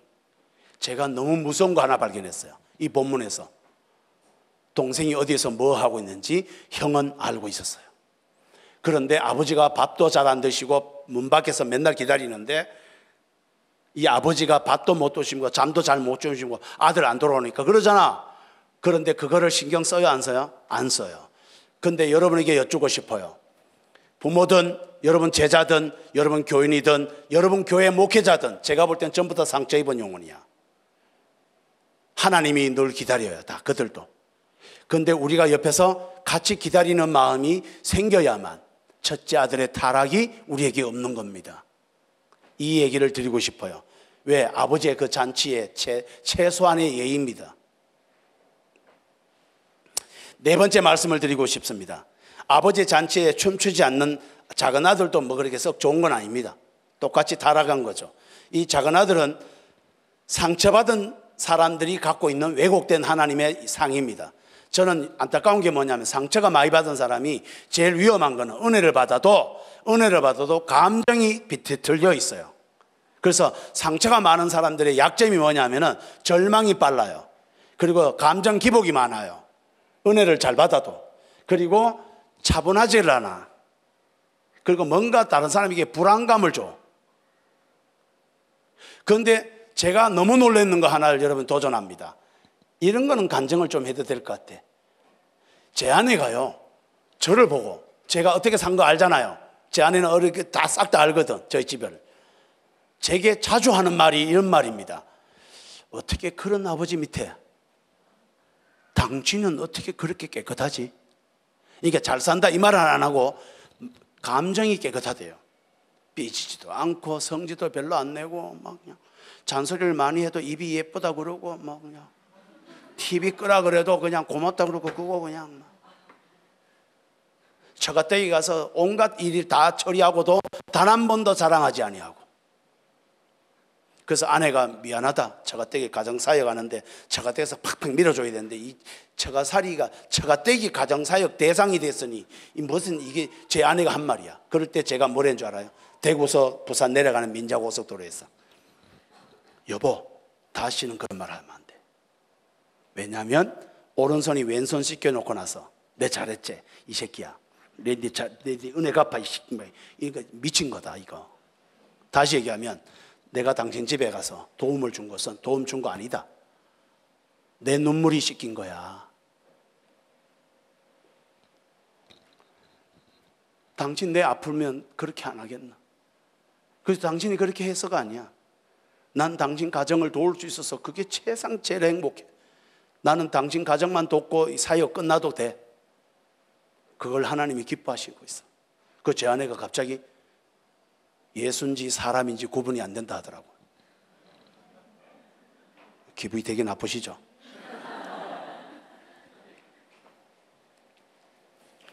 저는 감정이 상처가 없어요. 이게 상담 교수들이 다 불가능하다 그랬어요. 상처 많아도 상처 하나도 안 받은 것처럼 하나님은 내게 십자가의 사랑은 그 정도입니다. 그래서 1000번을 불러도 제곡이야.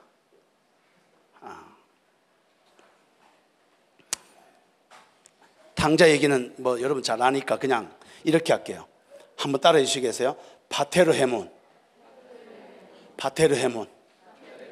이 바테르헤몬은 주기도문에 진짜 대한민국은 주기도문도 제대로 안 가르쳐 준 것 같아. 주기도문이 하나님 나라로 도배가 되는지 아세요? 와, 제자들이 예수님께 와서 예수님 기도 어떻게 하면 될까요? 하나님을 아빠라 그래. 이게 주기도문 전부예요. 내가 하나님이 아버지야. 근데 이제 십자가를 졌어. 그러면 너희들이 변해 신분이. 너희들이 이제 하나님을 아빠라 불러라. 그러면 너희들에게 하나님이 자녀에게 하듯이 다 모든 걸 주실 거야. 이게 기도예요. 그래서 헬라어로 주기도문 시작이 파테르헤몬이란, 파테르가 아버지란 뜻이에요. 별로 감동이 없으신 것 같은데 다시 얘기할게요. 주기도문 시작의 첫 단어가 뭐라고요? 아버지입니다.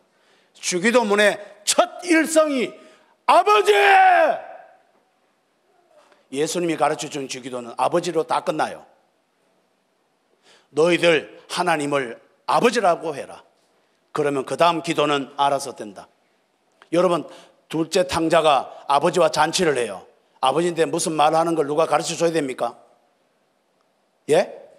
아버지랑 대화하는 법을 배웠겠어요? 안 배웠겠어요? 나는 안 배웠다 생각합니다. 그냥 줄줄 나올걸. 왜? 아버지니까. 우리가 왜 기도가 힘들어요? 예수님이 가르친 주기도 정신이 다 빗나간 거야. 아버지가 안 중요한 거야. 아버지를 부르지 않아. 아버지를. 내 소원이 더 중요한 거야. 그래서 기도가 깝깝해진 거야. 이런. 마지막 5번째입니다. 아버지 잔치에 춤추는 자녀가 되어야 됩니다. 드디어 어제 말한 욥기 얘기를 잠시 하겠습니다. 레위기하고 계시록. 세상에 아버지 잔치에 우리가 춤추자고요. 첫째 아들, 둘째 아들 그 춤보다 우리가 똑같이 하나님 나라 잔치에 초대됐잖아. 그 춤을 춰야 되는데 여러분 욥기를 보시면 십자가를 찾아야 돼요. 욥기에 욥을 지금까지 2차원의 인과응보 원리로 세 친구가 말했는데 이거는 엘리바스라는 사탄이 계시로 알려준 게 세 친구가 꾼 꿈하고 똑같아요. 그 사탄과 세 친구의 핵심 원리가 인과응보입니다. 인과응보는 이 땅에 시험 공부 열심히 했기 때문에 좋은 대학 합격하는 거 인과응보입니다. 인과응보 나쁘지 않아요. 2차원의 법에서는 맞아요. 하나님이 만든 법도 2차원이 맞아요. 뿌린 대로 거두는 거 인과응보입니다. 그런 법도 있어요. 근데 여러분 무서운 일이 하나 벌어져요. 욥은 인과응보 원리가 아닙니다. 놀랍게도 3차원의 지혜, 십자가의 지혜입니다. 이것은 이 세상에 어떤 누구도 해석할 수 없어요.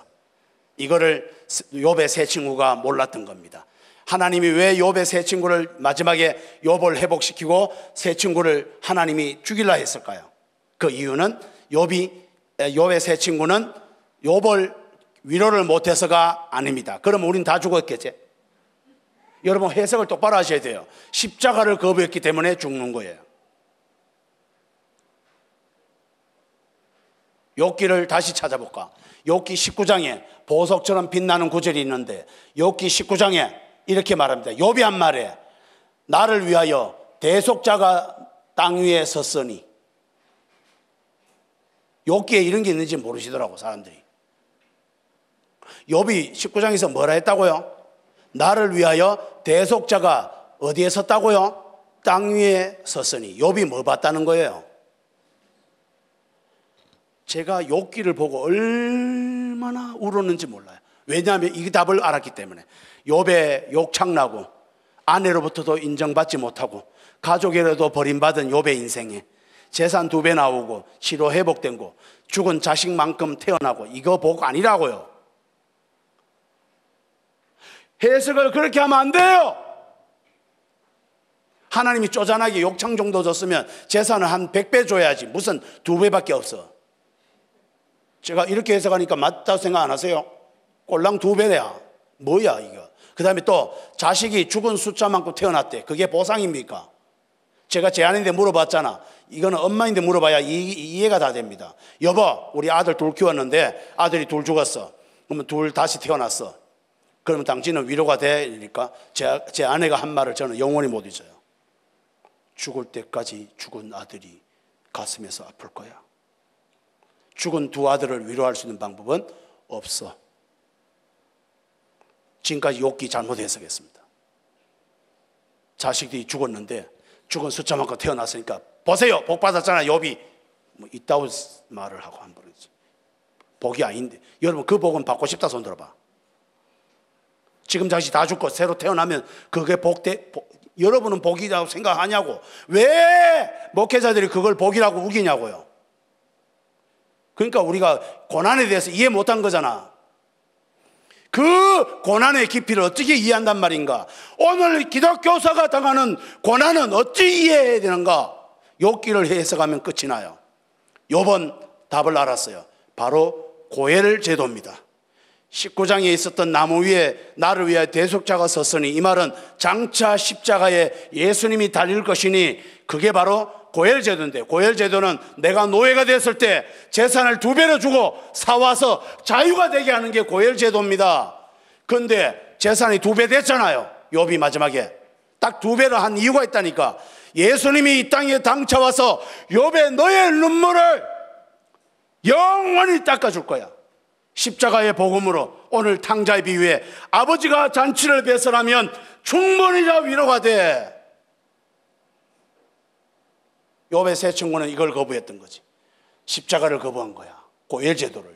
여러분 재산 2배, 자식이 한 죽은 숫자만 딱 태어난 것은 여러분 놀라운 메시지를 전할게요. 자식은 보상으로 태어난 게 아닙니다. 죽은 자식이 천국에 하나님 같이 천국에 살고 있는 거야. 그러니까 죽은 숫자만 태어나도 되는 거야. 2배니까. 그래서 욥도 위로가 되는 거야. 내 새끼가 천국에 있구나. 그러면 위로가 어느 정도 되지. 그러면 그 숫자만 태어나도 2배니까 되지. 그리고 욥은 결국은 재산도 아니고 다시 더 태어난 자식도 아니고 몸이 치료된 것도 회복이 아니라 십자가에서 대속하신 예수님이 하늘 아버지가 당신을 다 죽기까지 하나님 나라를 배설하시고 욥에게 하나님 나라를 통으로 다 준 것을 욥이 알았어요. 그래서 하나님을 대면하여 본 거야. 욥기를 다시 해석하지 못했어요. 한국 교회는. 그래서 고난을 이해 못한 거야. 저는 우리 아버지 고난, 저도 어마어마합니다만 생활부장의 고난도, 현직 교사 고난도, 친목회장 10번 한 고난도, 그 모든 고난도 여러분 잊지 마십시오. 잘 돼가지고 위로된 게 아닙니다. 예수님은 충분히 그걸 넘어서더라고요. 십자가의 은혜가. 레위기는 이해를 하셨습니까? 레위기의 5대 제사는 예수님이 십자가에서 하신 일을 설명하는 겁니다. 그리고 레위기는 모세오경 중에 중간에 있죠. 이게 교차 대저 본문에서 모세오경에서 창세기의 창조는 아담과 하와가 죄를 지어서 에덴이 뺏겼죠. 그런데 레위기의 제사법으로 해서 이 뺏긴 에덴이 회복됩니다. 그래서 성경에서 모세가 쓸 때 5가지 쓸 때 레위기가 진짜 창조라는 걸 설명하고 있는 거야. 예수님을 믿어서 하나님 나라 누리는 게 진짜 에덴 동산이라는 거예요. 레위기도 주제가 피입니다. 하나님이에요. 그리고 더 놀라운 것은 레위기의 오른쪽 깃불이 오른쪽 발톱에 피를 발라요. 3군데나 나와요. 피를 바르는데 놀랍게도 또 3군데가 뭐가 나온지 아세요? 피 바른 곳 위에만 우슬초로 기름을 발라요. 자, 이제 예수님을 적용할까요? 십자가 보혈을 믿는 모두에게 보혈의 피가 발라지고 그 보혈의 피 받은 위에 성령의 기름이 부어져서 하나님 나라가 에덴 동산으로 회복되는 게 레위기야. 레위기의 십자가가 뜨끈뜨끈한데 오늘날 레위기가 뭘로 풀리고 있냐고. 지금 바뀐 제사법을 말로 배우는 우리가 또 짐승이 돼지를 먹어야 되나 말아야 되나. 아이고 쪼잔하다 쪼잔해 진짜. 십자가의 복음과 하나님 나라가 뭘 먹고 안 먹고가 중요합니까? 뭔 이런. 마지막이 계시록입니다. 계시록이 왜 이단에서 제일 맛있을까요? 그것은 십자가를 뺀 거야. 여러분 놀랍게도 사도 요한이 나중에 언제 기회 있으면 그런 걸 좀 풀어야 돼. 사도 요한이 계시록을 쓸 때 반모섬에서 이렇게 있을 때 연세가 높죠. 이렇게 있는데 거기에 성령이 이끌려 이 말을 많이 해요. 계시록에. 그리고 나서 이 사도 요한을 과거로 되돌아가는데 할아버지잖아. 지금 십자가 사건 한 70년 전 가까이 되는 6, 70년 전 이 십자가 앞으로 딱 가는 거야. 그리고 나서 사도행전에서 심판 비유 전부 싹 다 사도행전의 70% 계시록의 70%를 차지하는 7년 대환란, 나팔 재앙, 그리고 모든 재앙 3가지 재앙 싹 다가 계시록에 제일 많이 차지하죠. 양 19장까지. 그 전부가 놀랍게도 십자가에서 사탄을 멸하고 사탄의 초종 세력인 로마를 더 멸해버리고 너희들을 회복시켜 하나님 나라를 너희들 통하여 이루겠다. 이겼다. 십자가에서 예수가. 이걸 말하는 것이 심판 전부예요. 그리고 나서 재림은 마지막에 3, 4장밖에 마지막 끝에 3, 4장이 다 재림이에요. 미래가 아니라고요. 십자가에서 있었던 일을 말한 거라고요. 이게 여러분 계시록은 창세기의 완성이에요. 짝이 창세기라고요. 창세기에서도 모세가, 잘 들으세요, 모세가 하나님 창조를 언제 봤는데? 못 봤어요. 창조하고 한참 지났잖아. 그런데 창조를 왜 써요? 성령에 이끌려. 계시록과 똑같아요. 성령에 이끌려 창조대로 가는 거야. 그러면 며칠 지난 과거는 이미 만들어졌는데 모세가 딱 첫날 쓸 때는 둘째 날은 미래야. 그래서 창세기 보면 미래형도 나와요. 미래형. 이미 창조됐는데 안 창조된 것처럼 쓰고 있다고. 왜? 창조되는 첫째 날에 하나님이 보여주고 있으니까. 이게 성령의 역사예요. 근데 놀랍게도 계시록을 신학자들이 시제를 잘못 잡은 거야. 사도 바울이 반모섬에서 십자가 앞으로 딱 돌아가서 창세기에 예언된 여자의 후손이 뱀의 머리를 상하게 하겠다. 찍어버린다. 뱀의 머리를. 이거 언제 누가 받아? 이게 십자가 계시록이야. 십자가에서 예수님이 당신만 죽은 게 아니라 사탄을 머리를 찍어버렸다는 거예요. 그리고 그 추종 세력인 로마를 다 멸한다. 이게 초대교회 교인들이 다 안 거야. 그래서 사자밥이 돼도 이겼다 우리가. 그래서 계시록은 새로운 다른 사람이 필요 없어요. 얼마나 감격이요 승리요 위로인지 몰라요. 성도가 환난받는 거 아니에요. 주제가. 그러니까 우리는 계시록을 볼 때 공포에 떨고 막 무섭고 막 이렇게 다 잘못 해석한 거예요. 이 계시록은 무서운 말이 하나 딱 있어요. 계시록을 예수로 해결하지 않으면 전부 다 이거 잘못된 겁니다. 심판 주제 아니라고. 계시록 첫 시작이 뭐야? 예수 그리스도의 계시라. 예수님 십자가에서 이긴 승리의 복음의 이야기가 계시록인데 왜 멀쩡하게 믿는 사람을 핍박하는 걸 하냐고, 주제를. 한국교회가 십자가의 복음의 승리를 다 떠나버리고 나서 탕자 아버지가 배설한 하나님 나라 잔치의 영광이 사라진 거야.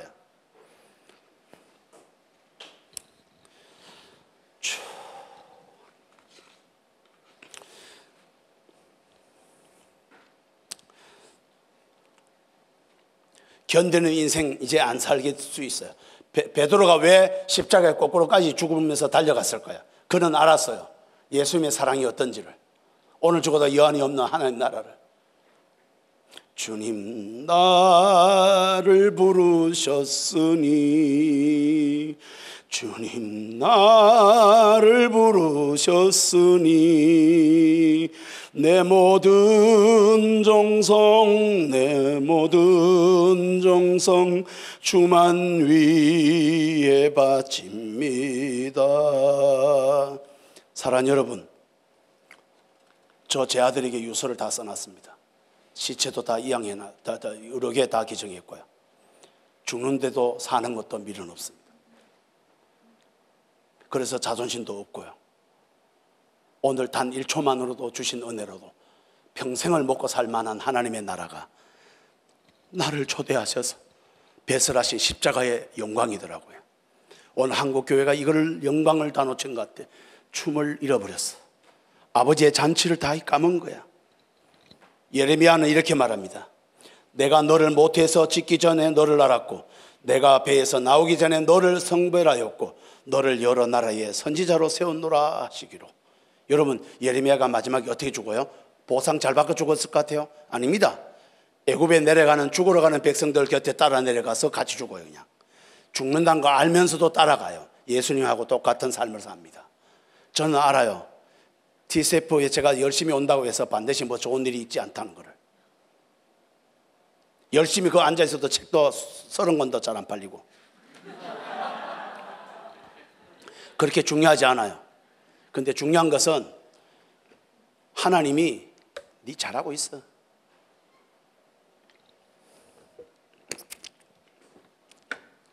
바울이 이렇게 말했어요. 이제 말씀을 맺으려고 그래요. 내가 달려갈 길과 주 예수께 받은 사명 곧 하나님의 은혜의 복음을 증거하는 일을 마치려 하면 나의 생명조차 귀한 것으로 여기지 않노라. 이게 부담되죠. 근데 제가 서상보기 사명서 넣으면 이게 똑같이 바뀝니다.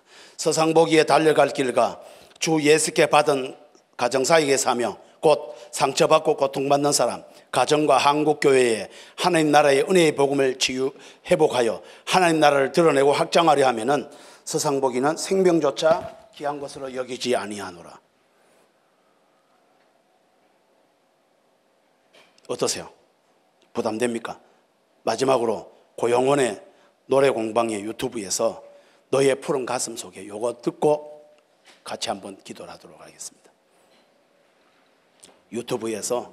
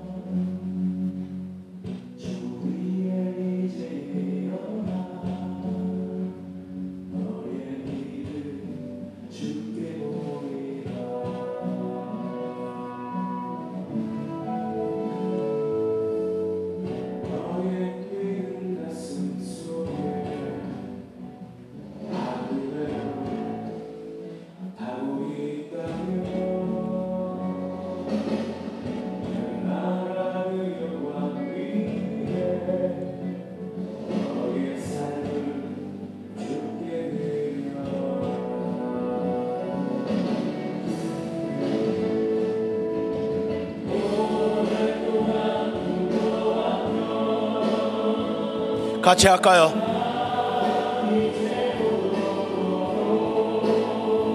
아멘. 우리 주의 은혜의 강 이 땅 휩쓸며 흐르도록 하나님의 눈물 가진 자 일어나 주님을 따르라. 예, 십자가 지고 주님을 따르며 온 세상 주 영광 보겠네.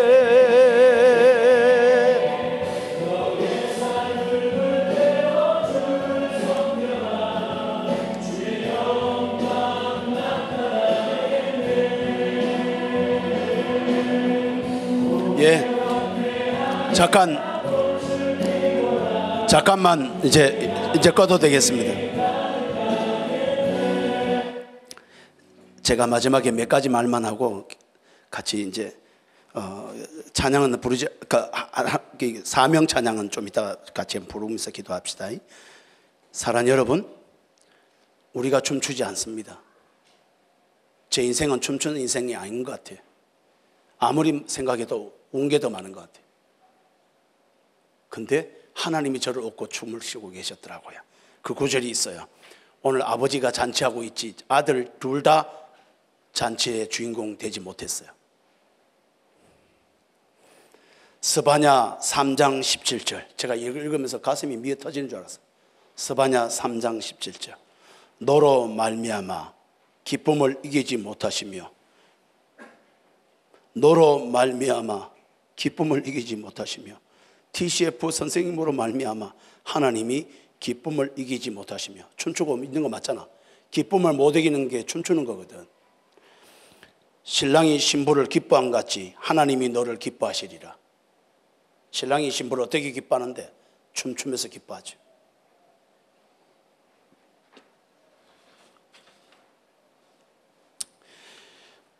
누가복음 15장 7절에도 춤추는 게 또 나오더라고.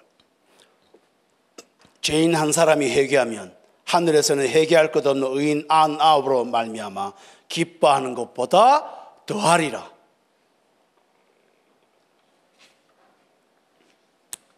하나님이 먼저 춤추고 계십니다.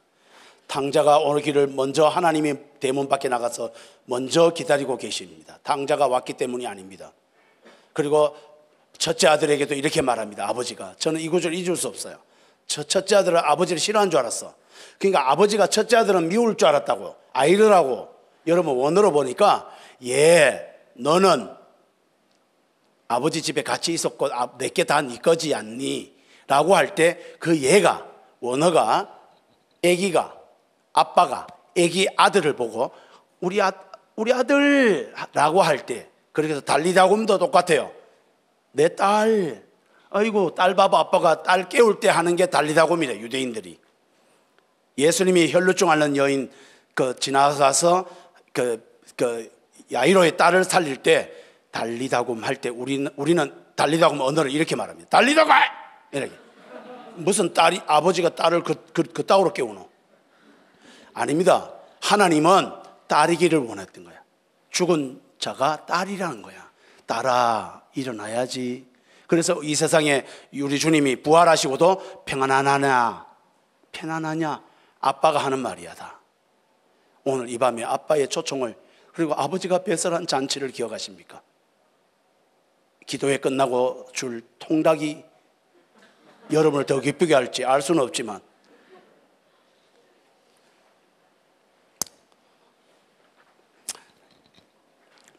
이 사명 찬양을 너무 결혼에 의지해서 부르지 마시고요. 베드로가요, 사명 감당하고 싶어서 감당한 게 아닙니다. 너무 예수님이 좋으니까 막 뛰가는 거야, 그냥 막. 여러분, 애인을 너무 좋아하면 선물 준비하는 게 안 힘들어. 그게 사명이지. 사명을 감당하니까 복 주는 게 아니라고. 내가 한 말인데 멋있다 진짜.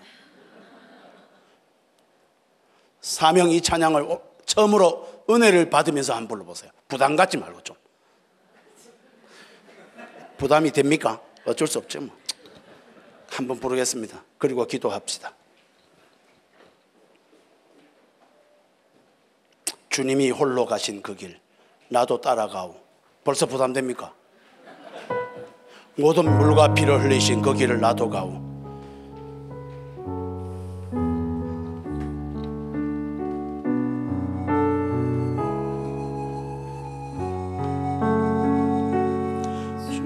주님이 홀로 가신 그 길 나도 따라가오.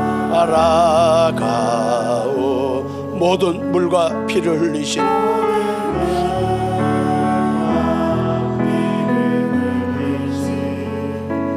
그 길을 나도 가오. 험한 산도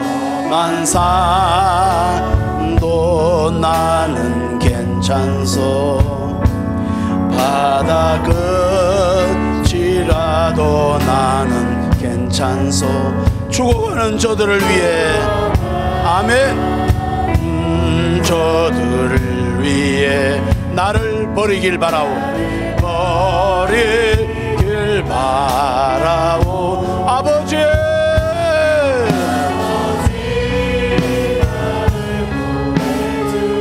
나는 달려가겠소. 나는 달려가겠소.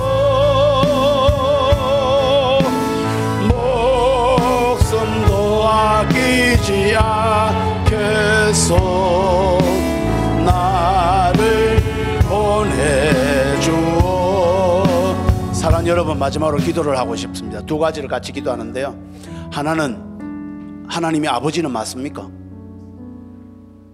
아버지라 부르면 뭐 가슴에 뭐 은혜가 됩니까? 여러분 아버지가 혹시 교도관 아닙니까? 예배 드려도 뭐 그렇고 막 지역 모임 했어요. 됐어요. 복 주려면 주고 말라면 말고. 우리 하나님께 뭔가 불타고가 나 있는 것 같아. 하나님이 피를 철철 흘리고 계세요. 네 대신 내가 죽을게 그냥. 그 대신에 내가 잔치를 벌릴 테니까 너는 먹기만 해라. 내 아들을 편안하냐? 그 아버지를 오늘 만나지 않겠습니까? 그래서 춤을 찾으십시오. 살 이유를 찾으시고요. 두 번째는 작은 아들 큰 아들 두 가지 동시에 기도합시다. 여러분 이 두 가지 제가 우리 때 다 있지 않습니까? 큰 아들이 되어서 사람 사랑하는 것도 귀찮고, 나는 충성했는데 보답도 없는 것 같고, 예수 믿는 게 억울하고 되는 꼬라지가 없는 것 같고, 막 아버지를 인생 한 번으로 알고 동생도 보기 싫고.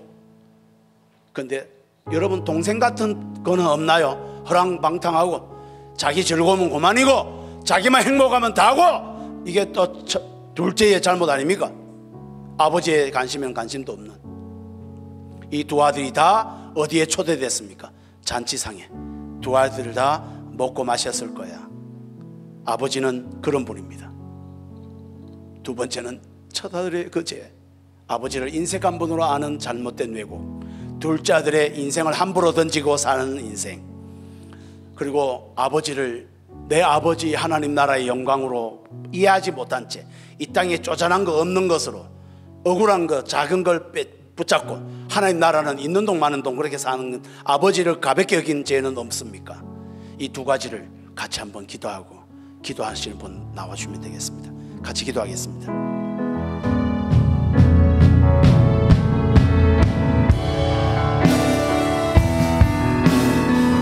아버지,